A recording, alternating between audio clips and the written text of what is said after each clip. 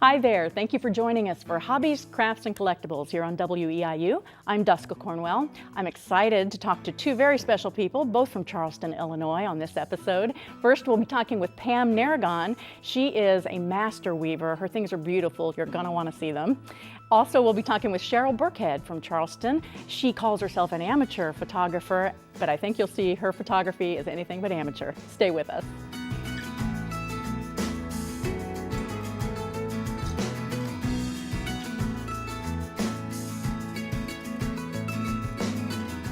It is an honor for me to introduce to you Pam Naragon from Charleston, Illinois. Pam has a beautiful talent, as you can see, weaving. Pam, thank you for coming. Thank you for having me. I was just talking to Pam, and she says she's only been at this for 10 years. And it looks like, really honestly, that you've been at it a lifetime. Your work is just beautiful. Tell me how you got started. I took a class at Eastern Illinois University, and really I think even before then I had an interest in basket making. So I've had classes in basket making, and I think it's just evolved over time. Well, that's ironic because I took a class in weaving at Eastern too for a semester. I made one thing. I think my mother still has it. But obviously you took to it. What's your favorite type of weaving to do? I see several different styles here. I think my favorite is making rugs. Well, this is definitely one of my, I can't stop touching it. This is so nice. What is this made out of, Pam? This is made out of recycled blue jeans. And what I did was I cut the blue jeans up into these types of strips, and then I wove like knots all the way across with different types of blue jean material. And then I also inserted some little bit of other types of threads in it to kind of give it a little, break up the blue color. Oh, I hope that's picking up on the camera. You can see it's kind of a tealish blue color. That's my favorite, by the way, that color. This must have taken forever. How long did it take you? It was 150 hours. 150 hours. And you made it for which room of the house? I made it for the bathroom. And I'm sorry, but 150 hours for the bathroom, that's... Well, it was kind of a funny story because I made it for the bathroom downstairs and got it all done, went in there excited to put it on the floor, and then I tried to close the door and it wouldn't close. Oh. So I ended up having to put it in our other bathroom that has a little bit more space in it. So that it was too thick? It was too thick. Gotcha. Well, this is a nice place to wake up every morning. I love this. Now, tell me a little bit. Again, I took a semester, but I know there are different types of shuttles. Tell me a little bit about some of the different processes, and just feel free to pick up one of your items and just explain to us maybe which shuttle you used and what you did to get that look. Typically on the larger projects, I'll use a shuttle like this, that because of the length that you have to go back and forth, it requires something better than this, which is a stick shuttle. Now, so smaller what a shuttle project. Is. There's some people out there probably have not even seen the process of weaving. Well, the shuttle is what you wrap your yarn on, and it's what you go back and forth to create the weaving pattern, but it houses your yarns. Gotcha. And then this is a boat shuttle. To be perfectly honest, I've never used this boat shuttle. So I have a preference really more for these types of shuttles. And I even have longer ones that I use for even these bigger projects. Most of the time, like for the towels, I will use something on the order of this. But these kind of get stuck, you know, when you're putting them through. This kind of gets stuck sometimes, so I really have a preference for these shuttles. I see. So you use that top shuttle for something like this. This is lovely. And it's such a tight weave. Now, how long would it take you to make something like that? Oh, everybody always asks those questions. When I typically do my projects, I'll make at least 3 towels at one time, so that because the process of threading the loom takes a lot of time, and I don't like to have to do that part of the process. So I could probably weave that towel probably in an afternoon. Okay. Doing the weaving part. That's straight. That line is. That's one. Mine tended to go like that. It wasn't supposed to. That is wonderful. Okay, now one of my passions is using old things to make new things out of, and you've shown us a beautiful example of blue jeans, but tell us about this project. This is a project that's in process. It's going to be a purse, and I I hate to throw anything away with my yarn when I'm done. There's always a pretty large amount of yarn when you cut it off, the project off your loom. Sure. And you had these things called thrums. And I thought, okay, well, how could I weave those into the project and utilize those? So that's kind of where I started to go direction in regards to trying to use up some of my leftover stuff that you never seem to can use in anything. I love that. And you can use old buttons, and these are beads that are they actually woven into it? The beads are actually sewn on afterwards, but this is actually woven in as I wove back and forth. I see. Now this shuttle, what is this shuttle called? This is a stick shuttle. Stick shuttle, and that's what you used, if I understand right, to make your boas? Yes. Okay. This was a technique that I developed because I don't know how to crochet or knit, and a couple years ago there was a lot of popularity with the scarves and stuff, so I thought, okay, what could I do to come up with something to do something similar? So what I did was I took these two shuttles and developed a technique of where I can weave back and forth like a figure 8 around these two, and then I take elastic and I pull it and stitch it, and then I gradually push it off of the end, and when you do, it curls. And so I would just continue to pull the elastic until I got my boa done, and then I would secure it on the end. So they have a little spring. Yes. I like this one. It fits me, Yes, it does. Now, this would take a long time, but you've come up with kind of a shorter project using the same type of technique. Yes, these are little hair pieces. I don't know if we can... Good reach. These are set up to where it's the same process, but what I've done is I've attached a little snap so you can remove these because these wear out. So if you got a snap, you can replace them, and if you wanted to wear a different color, you could put a different color on it. So I try to design it to where there would be flexibility to be able to use different colors, and then you don't waste your money. If that breaks, it's still usable. She thought of everything. I love that. Now, you are getting into some new things. Let me just bring up a couple. First, explain what these are. These are origami? Yes. Look at this. Now, was this a technique you saw someone else do? Is this something you developed? I took some workshops on origami flower making, folding flowers and stuff like that. And these were some of the techniques that we went over, and then I've made these since the class that I had. Okay. Let's show some of the examples here that you got. Oh, so these are the little, these kind of look like that little thing that you used to do to, does he like you not? The little things you used to fold and go in and out. And these are supposed to be myself, aren't stacked. You can stack these to come up with like hydrangeas. And then you would just sew them together? Yes, you just hand sew them on. Beautiful. Oh, that one's cute. Well, these are neat. And then you apply these. You're doing a new technique of freeform quilting, right? Yes. Did I get that right? Yes. Okay, I got to show you this. This is in process. This is stunning. I love this. Whoops, I lost your flowers on it. I apologize. That's okay.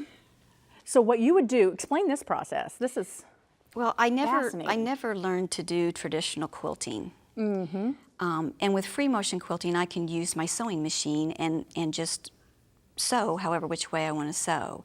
And so this has kind of given me an outlet to be able to apply some of my flowers in with the quilting of it. And once this is done, the quilting's done on it as far as that goes. I see. So this is also, when you say free form, the stitching on it doesn't follow a specific pattern. You get to kind of have artistic license with that, Right. don't you? It took a while to get used to because you're so used to sewing in straight lines, and all of a sudden you're going like this. So it was fun. Yeah. Oh, and then you would apply your flowers Yes. after in a much more artistic fashion than I am doing right now. This is awesome. Look at that. And this right here would be maybe, is this the same type of idea or? Yes, it is. I have kind of taken all the things we talked about with the the leftover thrums that I have from my weaving and the origami.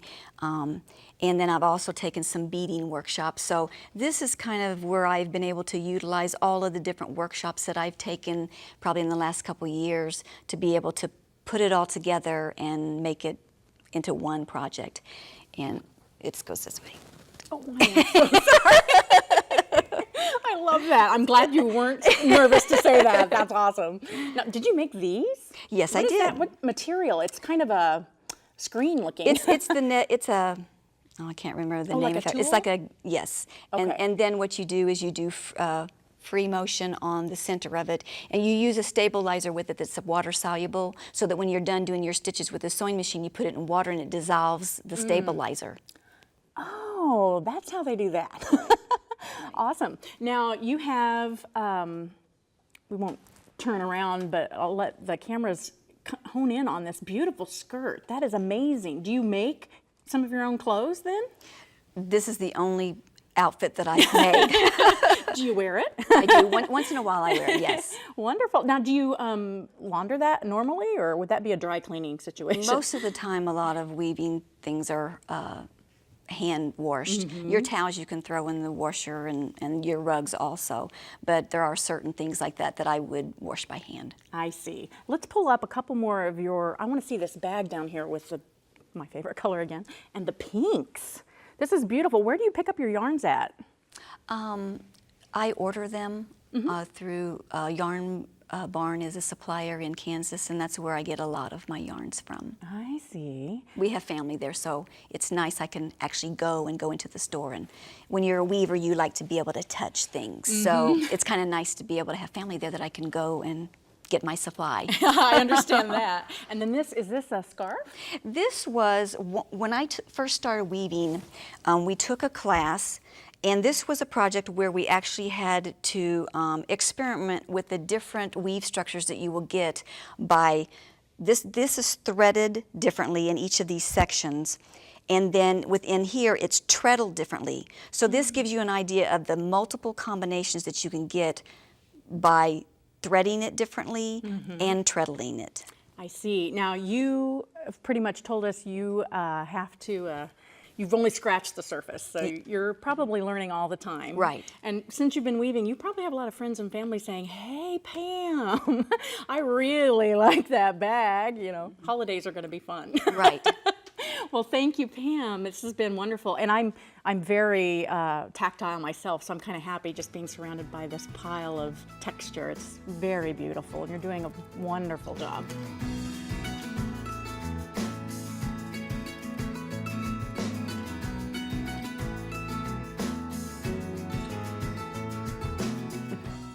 It is my privilege to introduce to you Cheryl Birkhead of Charleston, Illinois.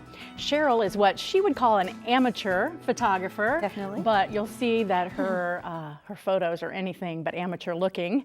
Cheryl, thank you so much for coming and sharing with us your hobby. It's my pleasure. How long have you been taking photographs? I've been taking photographs probably since I was an undergraduate, but it's evolved from there. And so I've gotten to where now it's more everything I do. Because I'm retired and I have the blessing of being able to do that. So that's all I want to do. Well, it shows that you love it. You take great care in photographing. What's the proper term there? You're taking a photo. Photographing. Photographing, yeah. okay. Yeah. Well, you have a wide variety of subjects, and really they're all stunning, and I want to make sure we get to show several of these. So first of all, why don't we what's your favorite one? You look out on the desk. What is your favorite photograph that you brought with you today? And I knew you were going to ask that question.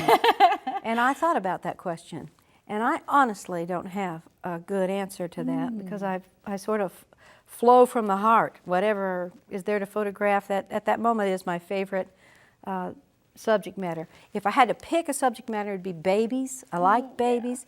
And children, they are just mesmerizing to me. And baby anythings. Baby horses, I've got a baby turtle in my driveway right now. It will be getting photographed, I'm sure. But those are probably that, and then nature. I live in the country, so I have subjects that are somewhat willing. Fawns, deer, butterflies, flowers. So you see, I I like a lot of things. Yes, and I would think that nature would be quite an inspiration for you, just looking at some of your photos. Well, I'll tell you what one of my favorite photos is, and you can kind of just give me an idea, like where were you and what made you take this vista right here. This one is beautiful. That was off the deck of my good friend's nephew out in Virginia, Newport, Virginia, I believe. And I was able to have the camera real still and got great, what they call depth of field, so lots of the stuff in the background is clear and the foreground is clear. And after I got that up and editing it, I was real excited about the detail there. And so This one kind of takes you there. I feel like I'm standing on a bluff or something overlooking. Yeah. It's just beautiful. And this one is another trip. Now, where were you?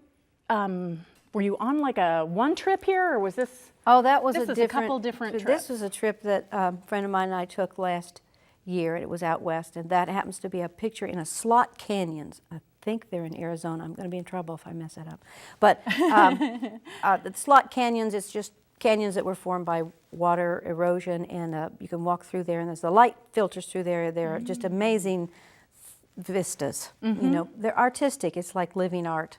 It is, and when I first glanced at this, I almost saw flames. Yeah. You know, I had to really stop and look at it. It just has a beautiful design element to it. Beautiful lines. And then no two are alike, and it's just, you could imagine I went nuts trying to take photos in this place. So it's fun. Now, you like to take photos of babies, you said. I love the picture that we'll have the camera be sure to capture on our back wall of the horse with its foal. Were you around animals a lot as a kid? Well, we had dogs, but no. And like I said, that foal, that was my very first live birth ever. Never saw puppies and kittens or anything born, but I got to photograph this birth. And so I have pictures of the whole birthing process. But this is just the one picture of Mama encouraging that that foal hadn't stood up just yet in that picture. So she was about to. So it was exciting. And, Precious. that was just a first for me. You have a couple models here. Why don't you hold up the picture of the little girl there for the camera? Yes. Now, who is this precious one? Oh, don't ask me names. A friend of the family? A friend, yes. And her brother is right there on the back wall. And she was in my garden. And I just found the play of the shadows on her face to me. And she was smelling that flower. And it was just a fun capture, you know. And so where usually I'm trying to edit out shadows, I love the shadow on her face of that flower. So. Well, speaking of editing, I can tell that you've used some photo editing software on some to add some quotes on different ones. This one is really neat. This is an old car, looks to be abandoned. Where's this located This at? is out, it's a memorial on Route 66. I think that's Arizona as well. But anyway, it's a memorial, and it's an old car. And I really enjoyed taking that, and some of the photo editing techniques called HDR. It's high dynamic range. Don't ask me any more about it. I know just enough to be dangerous, but you know, it says old stuff rocks when you're doing that kind of photo editing, and that qualified. So I've played with that.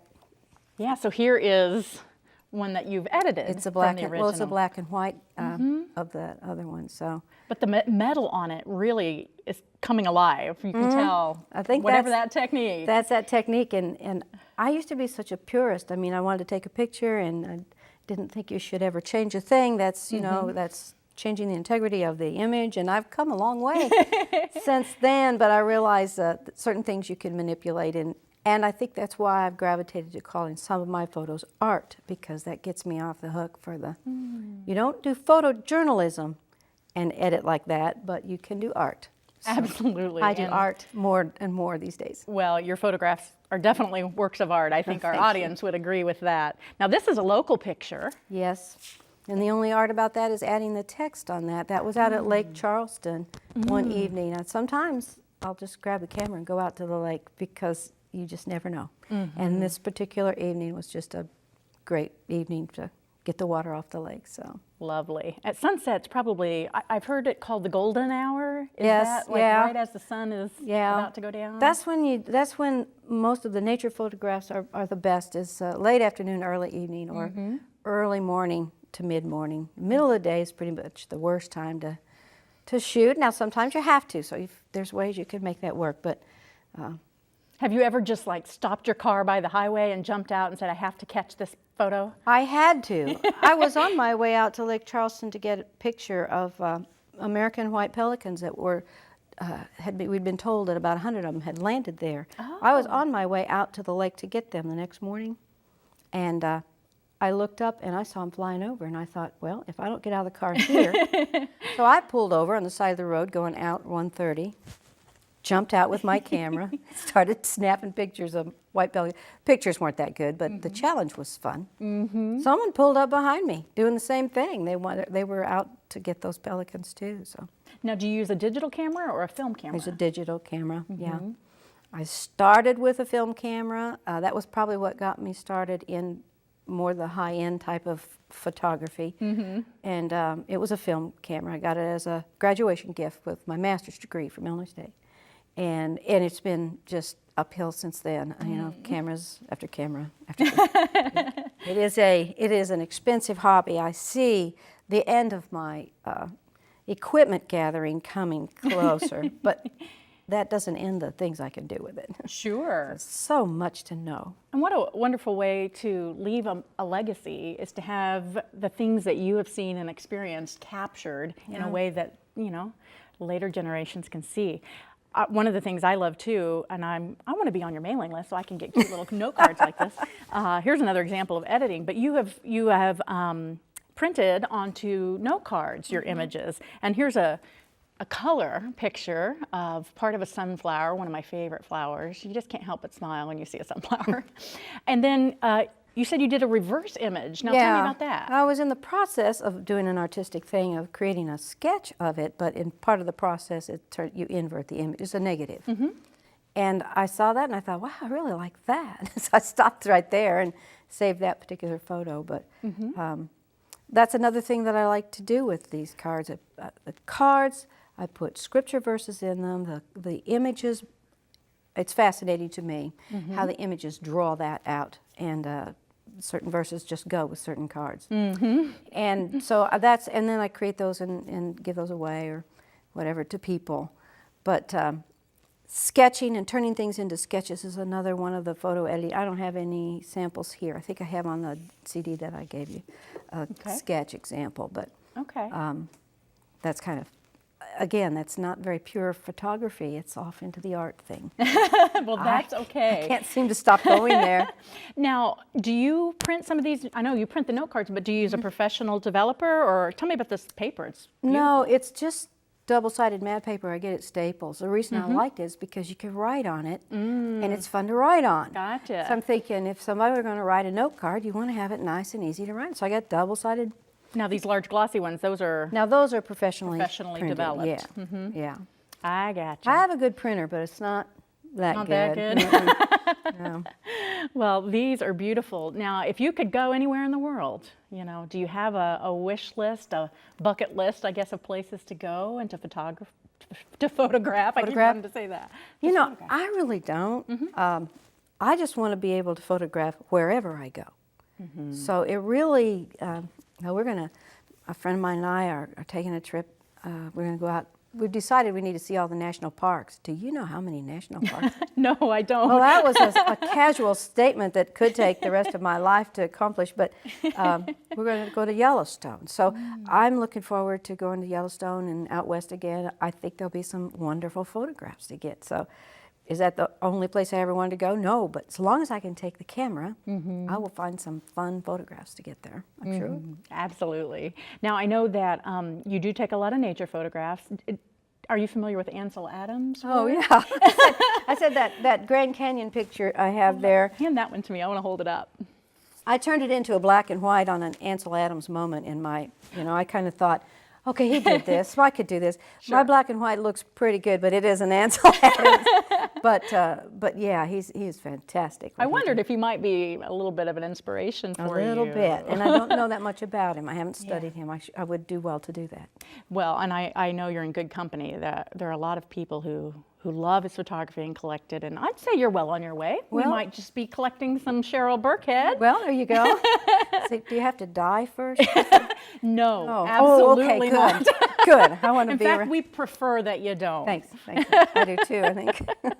Well, Cheryl, you have been a delight to talk to. Thank you so much for Oh, this is coming fun. and putting yourself out there. I know these are personal photographs. It's, you know, something that you have seen, and the fact that you're letting us kind of peruse them and study them. My problem is I love them so much and I want to share them, and that's where I think most photographers probably are. It's fun to capture, but if you can't share with people, then it's sort of, I don't know, Yeah. dead end. You know, so I appreciate being able to share them. So thank you for this opportunity. Well, we're so glad you chose us. So Well, yeah. we'll be looking for more Cheryl Birkhead in the future. All right, that's good.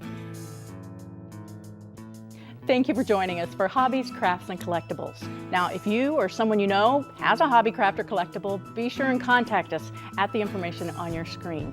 And remember, if you love it, it's not junk.